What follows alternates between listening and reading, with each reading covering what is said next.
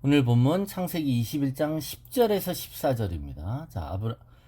그가 아브라함에게 이르되 이 여종과 그 아들을 내쫓으라. 이 종의 아들은 내 아들 이삭과 함께 기업을 얻지 못하리라 하므로 아브라함이 그의 아들로 말미암아 그 일이 매우 근심이 되었더니 하나님이 아브라함에게 이르시되 내 아이나 내 여종으로 말미암아 근심하지 말고 사라가 내게 이른 말을 다 들으라.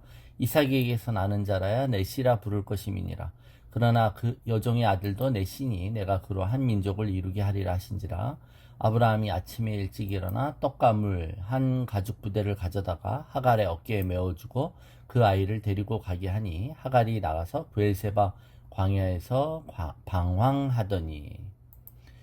네, 우리가 죽음이 부모와 자식을 갈라놓는 경우 그것은 불가항력적인 이별일 수 있습니다. 그런데 생이별을 하게 된다면 그 참 안타깝고 또 그 생이별을 조장하거나 생이별을 사주하는 사람이 있다면 참 정말 지탄받아 마땅할 것이죠. 부모가 자식을 버려도 그럴 것이고 자식이 부모를 버려도 좀처럼 용납될 수 없는 일일 것입니다. 그런데 오늘 본문에 바로 그런 일이 일어납니다. 그 일을 시키시는 분이 바로 다름 아닌 또 하나님이시라는 것이죠. 하나님은 이스마엘과 하갈을 아브라함 가정에서 내쫓으라고 말씀하십니다. 자, 이삭이 젖되는 날 이스마엘이 이삭을 성희롱합니다. 또 그 일이 발단이 되어서 이제 이스마엘과 하갈을 내쫓지만 하나님은 그것과 상관없이 이 아이를 내쫓으라고 말씀하시죠. 자, 그러자 아브라함이 그 다음날 얼씨구 좋다. 오히려 하나님이 딱 핑계를 주어서 좋았다는 듯이 하갈과 그 아들 이스마엘을 먹을 것과 물을 싸서 보따리를 싸준 후에 내보냅니다. 아주 살 길이 좋은 곳이 아닌 광야 한복판으로 내보냅니다. 그죠? 참 매정한 아버지죠. 거의 죽으라고 내보내는 수준입니다. 믿음의 조상인 이 아브라함 가정에서 일어난 이 비극 같고 같은 일은 우리가 어떻게 보면 막장 드라마의 빈번한 소재처럼 보입니다. 한 가정의 욕망에서 빚어진 배다른 자식 간의 암투와 권력 투쟁, 그러다 보면 거기서 오는 질투, 그죠? 거기서 보는 많은 갈등, 폭력 이런 것들이 막 이루어지잖아요. 그러다가 이제 한쪽이 승리하고 한쪽이 집을 떠나는 이런 장면처럼 보여져요. 그런데 하나님은 이 장면을 하나의 비유라고 말씀하시는 것이죠. 갈라디아서 4장 22절 26절입니다. 우리가 갈라디아서를 묵상할 때 이 갈라디아서의 큰 주제가 이 이삭과 이스마엘의 관계죠. 자, 기록된 바 아브라함에게 두 아들이 있으니 하나는 여종에게서 하나는 자유 있는 여자에게서 낳다 했으며 여종에게서는 육체를 따라 낳고 자유 있는 여자에게서는 약속으로 말미암았느니라. 이것은 비유니 이제 비유라고 말하는 겁니다. 이 여자들은 두 언약이라. 하나는 신의 산으로부터 종을 낳을 자니 곧 하갈이라. 이 하갈은 아라비아에 있는 신의 산으로서 지금 있는 예루살렘과 같은 곳이니 그가 그 자녀들과 더불어 종노릇하고 오직 위에 있는 예루살렘은 자유자니 곧 우리의 어머니라. 그러니까 성경은 이 이스마엘과 이삭의 이야기는 하나의 비유라는 거예요. 상징적인 비유다. 즉 여종에게서 난 자와 자유 있는 여자에게서 난 자. 육체를 따라 난 자와 약속을 따라 난 자의 대조적인 비유라고 말씀하시는 거예요. 그러니까 여러분, 이스라엘의 이삭을 희롱한 사건도 이것도 하나의 상징적인 영적인 것을 대변하는 사건이라고 말하는 겁니다. 왜? 육체를 따라 난 자가 성령을 따라 난 자를 핍박하고 희롱하기 때문에 그렇습니다. 여기서 육체를 따라 났다는 것은 죄를 말하는 것이 아니에요. 우리가 SOS 모임 때 마이너스 믿음의 이 핵심도 여기하고 관련되어 있습니다. 육체라는 표현이 이렇게 보면 죄를 상기시키는 것 같지만 그게 죄라는 게 아니라 자연적이라는 뜻이에요. 내추럴이라는 거예요. 그래서 자, 육체를 따라 난 것과 성령을 따라 난 것, 그것은 내추럴한 것과 슈퍼내추럴한 것, 자연적인 것과 초자연적인 것, 즉 자연적인 것과 영적인 것의 대조인 것입니다. 여러분, 자연적인 게 나쁜 게 아니죠. 자연스럽다라고 말하는 것처럼 매우 일상적이고 평범하고 우리가 쉽게 예측할 수 있고 인간 편에서는 오히려 그게 더 덕스럽고 휴머니즘답고 좋아 보여요. 네.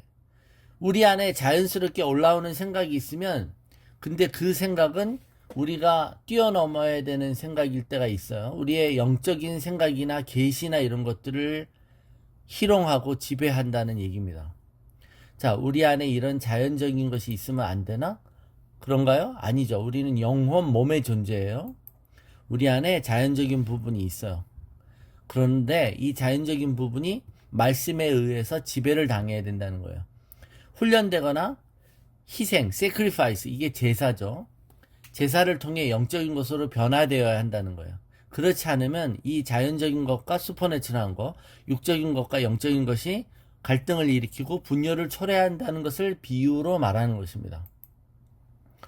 자, 그러니까 육적인 것이 이 자연적인 것이고 이것이 훈련이나 희생을 통해 영적으로 제어받아야 되죠. 그죠? 그때 희생이라는 게 sacrifice고 이게 예배예요, 여러분. 우리가 우리의 몸을 복종시켜서 우리가 하나님 앞에 우리를 예배드리는 곳에 갖다 놓을 때 우리는 자꾸 이 내추럴한 것에서 슈퍼내추럴한 것에 익숙해지게 되는 것이죠. 그런데 그냥 냅두면 우린 예배 안 드리고 싶어요. 그죠? 예배 안 드리고 싶고 그냥 집에서 편안하게 인터넷이나 이런 걸로 그냥 때우고 싶고 경건한 자기의 몸을 보이고 하는 것은 멀어져 가는 겁니다. 원래 하나님의 의도와 계획은 자연적인 것들이 순종을 통해 영적인 것이 되도록 하시는 것입니다.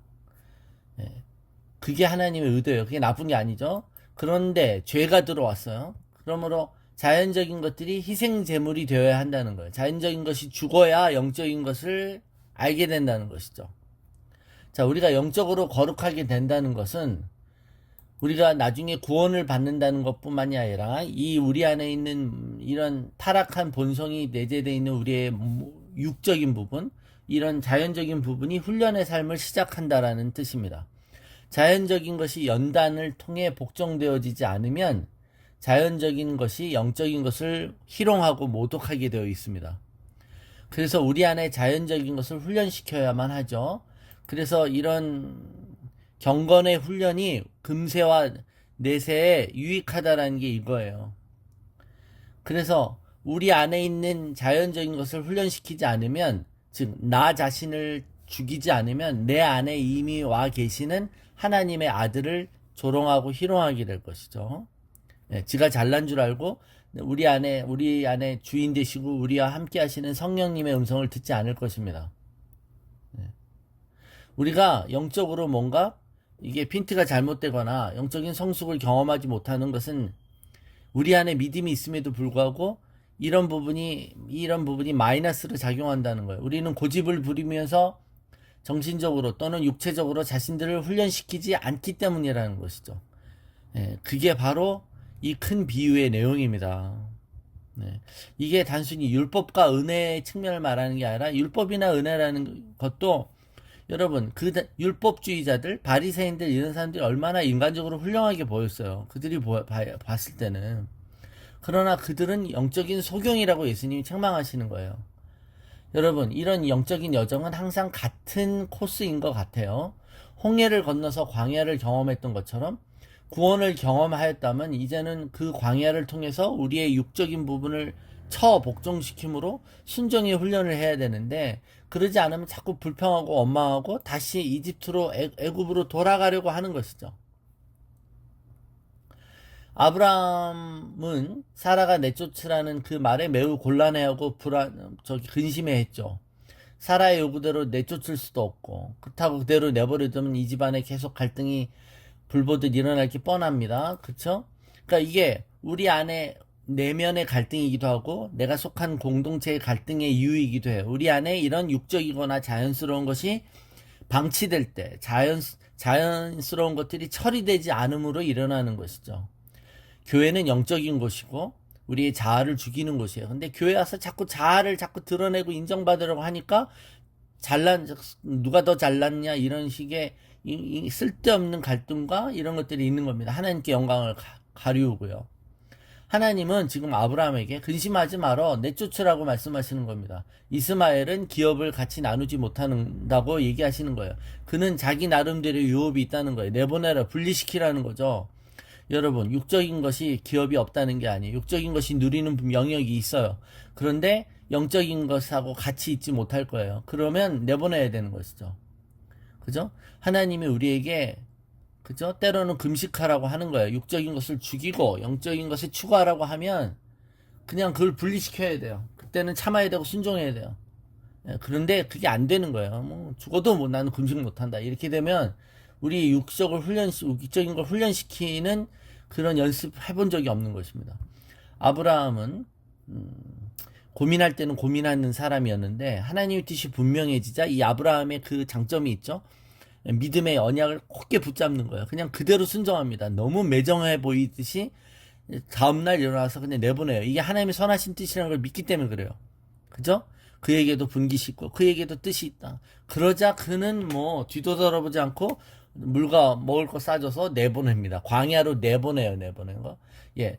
우리 나중에 이제 아사셀 염소를 내보내는 것도 있고 우리가 떨쳐버려야 되고 제거해야 되는 것들이 있을 때 우리는 반드시 결단해야 되는 줄로 믿습니다. 성경의 진리는 이렇듯 매우 일맥상통하고 통해 있어요. 이것들을 깨닫는 게 지혜이고 하나님이 계시인 것이죠. 여러분, 성경은 너무나도 오묘한 진리 가운데 있습니다.